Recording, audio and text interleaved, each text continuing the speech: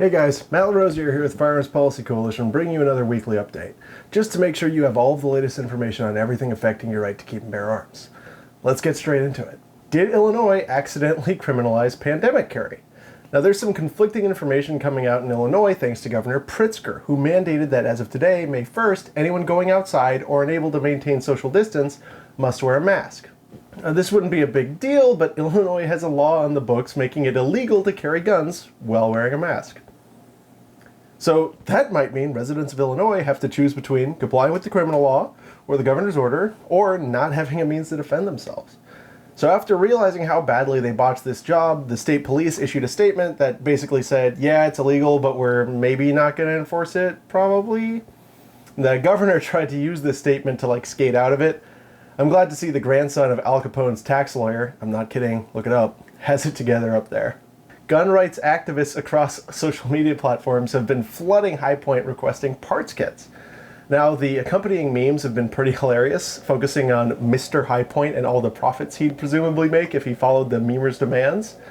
So you might be wondering, why would people want High Point's parts? Well, because of our friend Control Pew and his Low Point, a 3D printable High Point frame.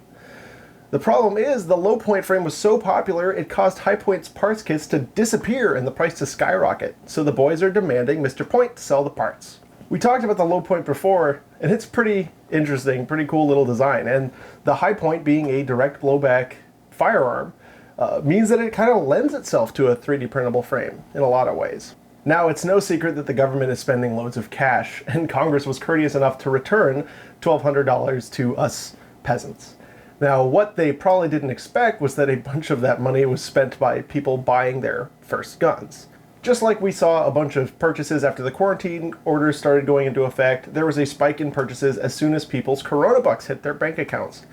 It's exciting stuff, and I'm glad people are preparing themselves for the uncertainty that lies ahead. That said, it's on us gun owners to welcome these new people into our fold. We should be treating them well, giving them all of the information that they're willing to absorb. All of these new gun owners, by the way, will be people who in the future will not be able to say, I can never understand why you'd have a gun. All these new gun owners, I think, are a net positive to our cause. Next up, new Canadian gun control.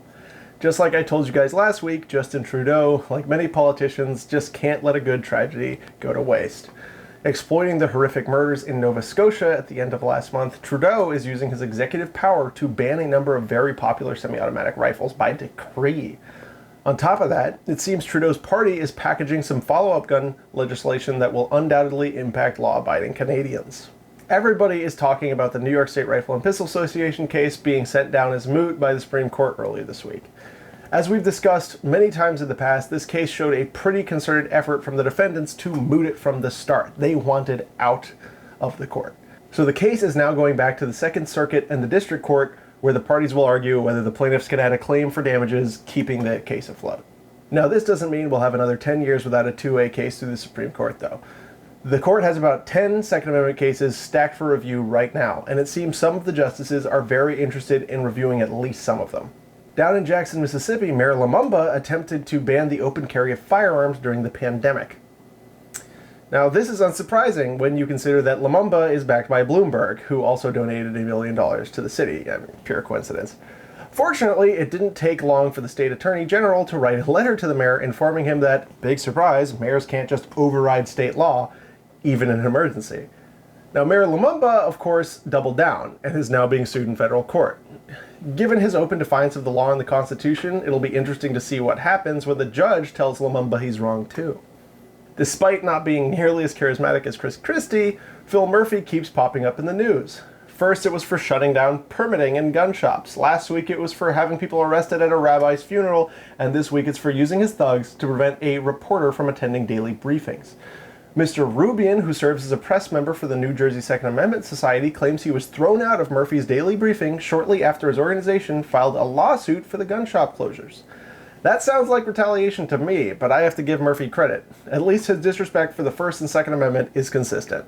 Well, that's all I've got for this week, guys. If you'd like to see the weekly in its full glory, you can check it out on fpcnews.org, where we've got a write-up on all these stories with links. Now, if you want to join the fight with us, go to fpcaction.org and take action. As always, keep your eyes on Firearms Policy Coalition, where we're keeping up the fight for all of your rights all the time.